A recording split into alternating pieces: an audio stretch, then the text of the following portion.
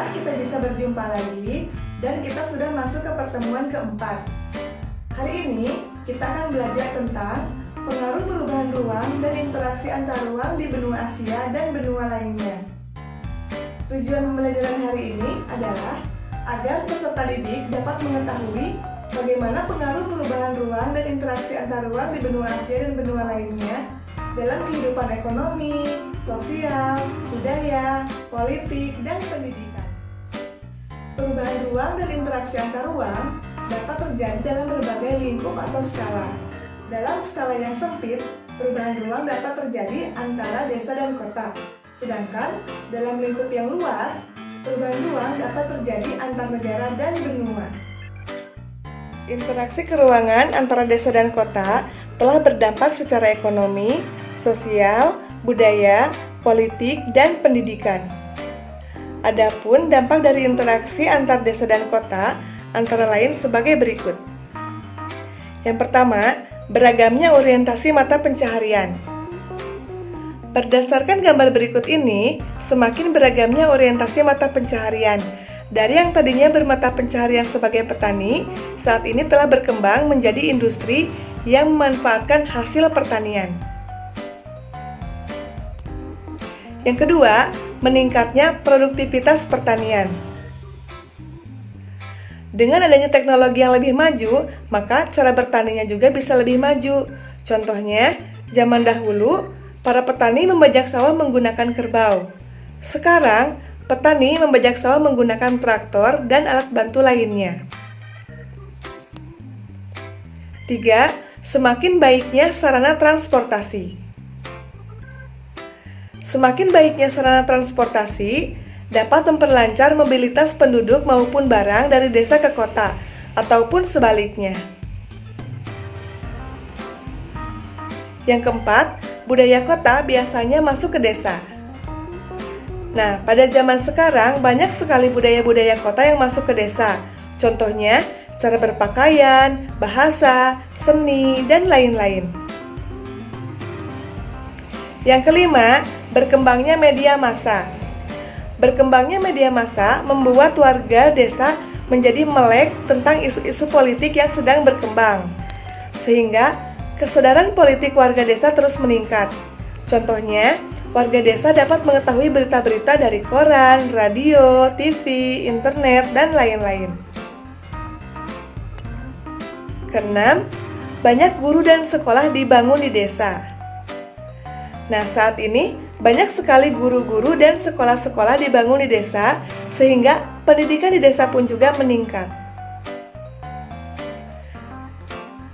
Selanjutnya, pengaruh interaksi keruangan antara kota dan desa.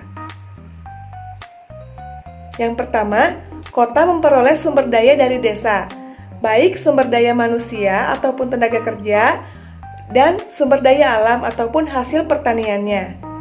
Yang kedua, penduduk desa yang bekerja di kota sebagian menimbulkan masalah di kota. Contohnya, bagi penduduk desa yang pindah ke kota tidak memiliki pekerjaan, maka menjadi pengangguran ataupun tidak memiliki tempat tinggal, sehingga menimbulkan adanya pemukiman kumuh. Yang ketiga, kota dihuni oleh pendatang dari desa. Nah, jadi sebagian penduduk kota mempertahankan budaya ataupun cara hidupnya di desa.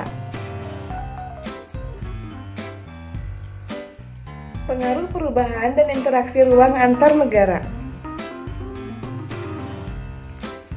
Pengaruh terhadap kehidupan ekonomi. Interaksi antar ruang terjadi karena adanya kebutuhan yang salah satunya kebutuhan akan barang dan jasa yang tidak mampu diproduksi oleh suatu negara. Contohnya, Jepang terkenal dengan penghasil kendaraan, dan Indonesia terkenal dengan hasil padi dan sayuran. Nah, sementara Jepang tidak bisa menghasilkan sayuran sendiri dan Indonesia tidak bisa menghasilkan kendaraan, maka kita saling barter dan saling melengkapi. Kedua, pengaruh terhadap kehidupan sosial. Interaksi dapat terjadi dengan saling bertemu atau melalui media komunikasi.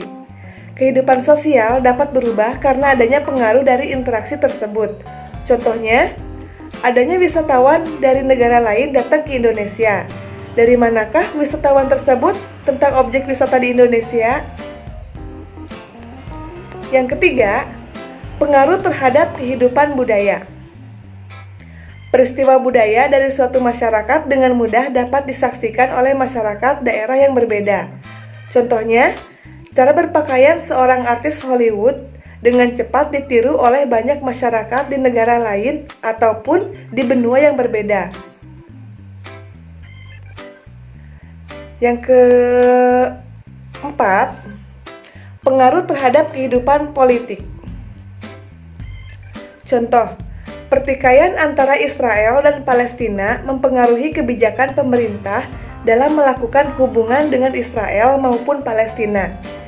Indonesia mendukung perjuangan Palestina dan tidak melakukan hubungan diplomatik dengan Israel. Nah, seperti yang kita ketahui, Palestina dengan Israel sedang bertikai.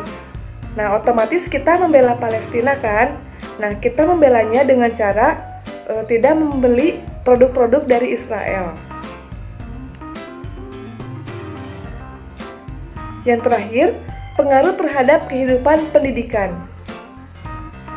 Di banyak negara, akses terhadap pendidikan menjadi semakin baik karena negara berupaya memberikan fasilitas pendidikan sampai ke desa. Nah, saat ini banyak penduduk desa yang melanjutkan sekolahnya ke kota.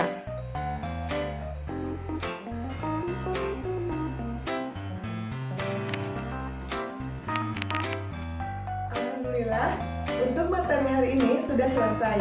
Mudah-mudahan apa yang disampaikan oleh Ibu bisa bermanfaat untuk kita semua. Jangan lupa, untuk minggu depan kita ulangan harian 1. Baik, kita cukupkan sampai di sini. Kita tutup dengan hamdalah. Wassalamualaikum warahmatullahi wabarakatuh.